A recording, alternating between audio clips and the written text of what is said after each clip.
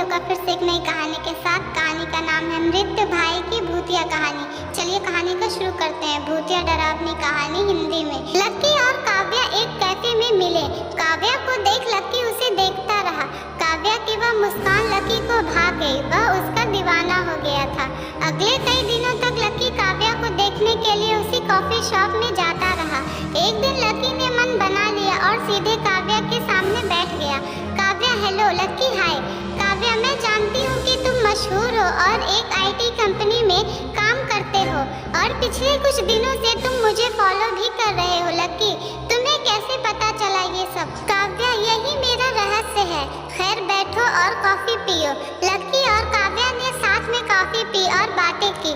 लक्की की खुशी का ठिकाना न रहा। लक्की कल कब मिलेंगे? काव्या उसी समय। लक्की अपना नंबर तो देते जाओ। काव्या कल मिलो फिर दूंगी। अगले दिन काव्या और लक्की समुंदर तट पर मिलते हैं। काव्या मैंने सोचा था कि तुम नहीं आओगे। काव्या कैसे हो सकता है, मैं तुमसे मिलने नहीं आऊंगी। लक्की यह सोचकर खुश था कि काव्या अभी उससे मिलने आई है। दोनों ने काफ़ी समय साथ साथ बिताया और जब शाम के 6:30 बज गए तो काव्या के मोबाइल का अलार्म बज उठा। काव्या मुझे अभी जाना है। लक्की इतनी जल्दी? काव्या हाँ, वो मेरे परिवार की बंदिश है, मेरा बड़ा भाई है, अब मुझे जाने दो।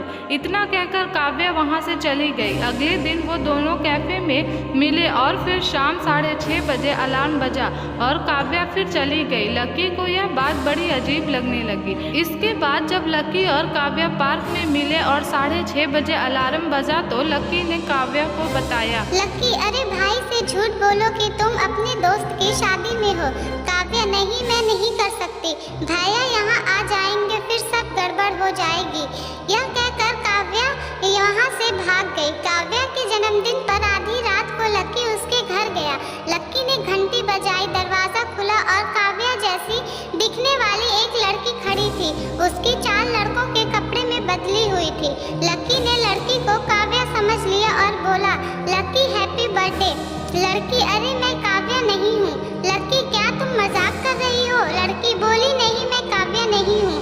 लक्की ओके ओके मुझे गले लगाओ। लक्की काव्या को गले लगाने की कोशिश करता है लेकिन लड़की लक्की को जोर से थप्पड़ मार देती है।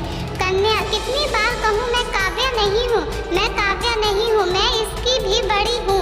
कविराज उसके बदले हुए तेवर को देखकर लक्की हैरान रह गया। लड़की मैं जानती हूँ कि तुम मेरी बहन से प्यार करते हो और वो भी तुमसे प्यार करती है, लेकिन तुम दोनों कभी साथ नहीं हो सकते, कभी नहीं, क्योंकि सूर्य के अस्त होते ही मैं काव्या के शरीर में उनके बड़े भाई कविराज का वास करता हूँ। इसलिए अच्छा है कि तुम काव्या को भूल कर चले जाओ, चले जाओ। लड़की ने लक्की को धक्का देकर घर से निकाल दिया। उस रात लक्की काव्या के घर के बाहर खड़ा सोच रहा था उसे क्या हुआ। क्या वह परेशान है? जिस लड़की से वह प्यार करता था उसके शरीर में भूत रहता है। अगली सुबह सूर्योदय के समय काव्या रोती हुई उसके पास आई। लक्की ये सब क्या है? काव्या तुम घर जाओ, मैं तुम्हें सब कुछ बता दूं। लक्की काव्या के कमरे में बैठा था और काव्या अपनी कहानी कहने लगी। बात उसी समय की है जब मैं और मेरे बड़े भाई कविराज एक पहाड़ पर गए थे। हम दोनों लगभग 14-15 साल के थे। मुझे ऊंचाई से बहुत डर लगता था, मैं घबरा गई थी। भैया ने पीछे से मुझे बहुत डराने के लिए ऐसा किया और अचानक मैंने अपना आप खो दिया, संतुलन और पहाड़ के नीचे गिर गया। उस दिन से रोज शाम को सूरज ढलते ही उसकी आत्मा मेरे शरीर में प्रवेश करती है।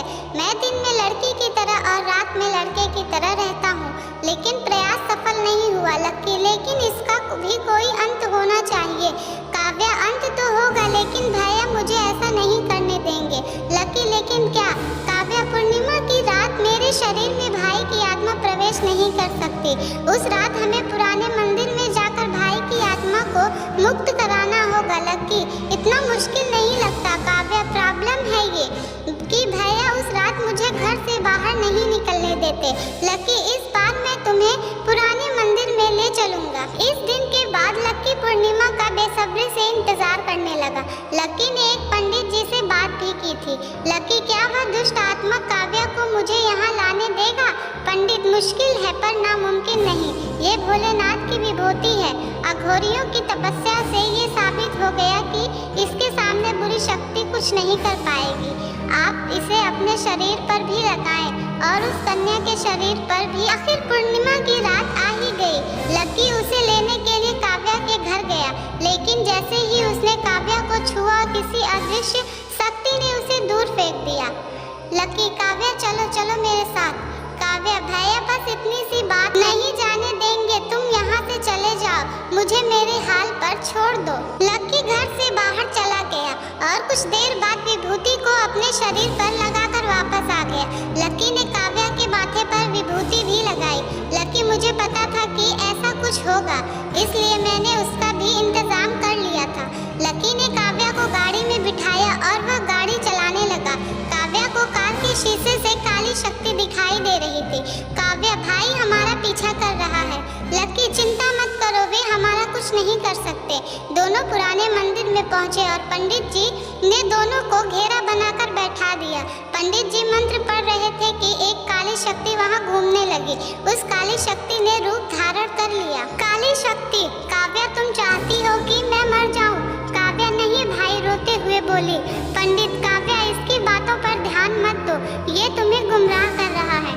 पंडित मंत्र पढ़ता रहा और कविराज की आत्मा तड़पती रही और काव्या रोती रही। अंत में पंडित ने कविराज की आत्मा को मुक्त कर दिया, लेकिन काव्या अभी भी रो रही थी। लकी ने उसकी देखभाल की।